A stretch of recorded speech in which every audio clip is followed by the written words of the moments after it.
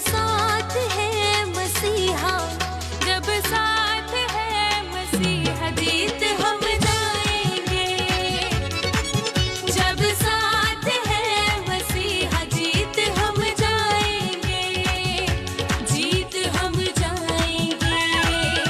जीत हम जाएंगे। जीत हम जाएंगे। हम फतह पाएंगे।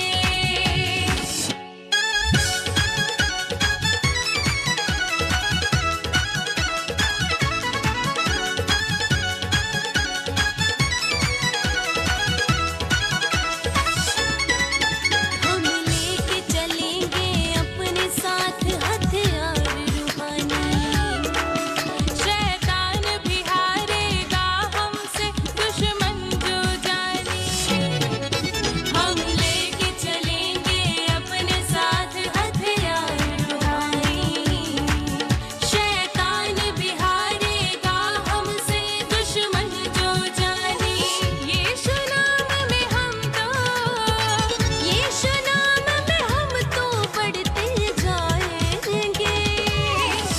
जब साथ है मसीहा, जब साथ है मसीहा, जीत हम जाएंगे।